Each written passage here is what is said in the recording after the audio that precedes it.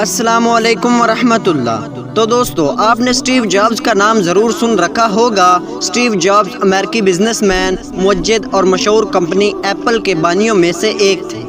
انہیں اپنی کمپنی سے نکالا گیا اور پھر دوبارہ سربراہ بنایا گیا، اور اس کے بعد اسٹیو جابز نے کمپنی کو دنیا کی امیر ترین کمپنی بنا دیا۔ ان کے ایجاد کردہ میوزک پلیئر یا آئی پوڈ اور آئی فون کی ایک دنیا دیوانی بن گئی۔ اسٹیو جابز جب بھی کوئی نئی پروڈکٹ کی رونمائی کرنے جا رہے ہوتے تو چاہتے تھے کہ وہ عالمی رسالہ ٹائم میگزین کے سرور کی زینت بنے یا CNN پر اس کی تشہیر ہو۔ کسی اور کی طرح بننے سے بہتر ہے کہ تم اپنی الگ پہچان بناؤ۔ اسٹیو جابز اپنے اس مشہور قول کا وہ مکمل نمونہ تھے۔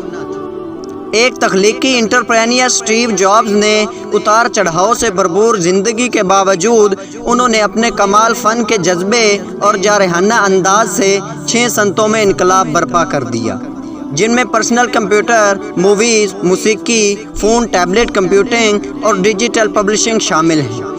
اسٹیو جابز 1955 میں امریکہ کی ریاست کیلیفورنیا کے شہر سان فرانسسکو میں پیدا ہوئے، اور 2011 میں کیلیفورنیا میں ہی محض 56 برس کی عمر میں انہوں نے اس دنیا کو ہمیشہ کے لیے خیر باد کہہ دیا۔ تو دوستو، یہ بات بڑی دلچسپ ہے کہ آخر کمپنی کا نام ایپل ہی کیوں رکھا گیا۔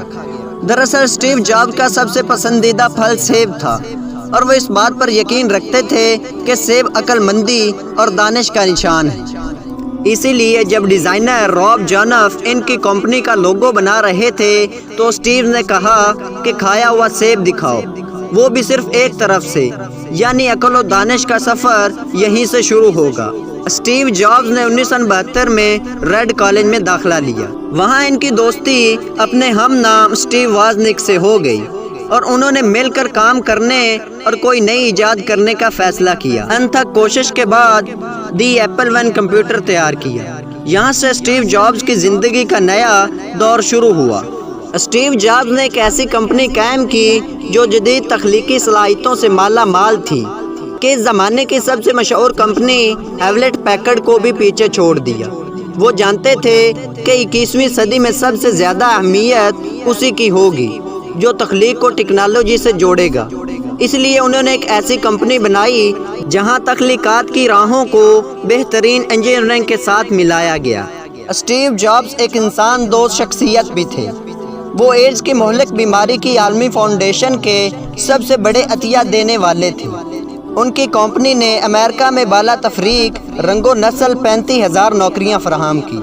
وہ نابینا افراد کے لیے ایسا موبائل فون تیار کرنے والے تھے جو ان کی ہر موقع پر مدد کرتا، لیکن زندگی نے ان سے وفا نہ کی۔ ان کی کہانی نصیحت آموز ہونے کے ساتھ ساتھ سبق آموز بھی ہے، جو ایجادات، کردار، قیادت، انسانیت کا سبق یاد دلاتی ہے اور رہتی دنیا تک باقی رہے گی۔ اگر آپ اس چینل پر نئے ہیں تو چینل کو سبسکرائب کر دیں تاکہ ہر نئی آنے والی ویڈیو سب سے پہلے آپ تک پہنچ سکے۔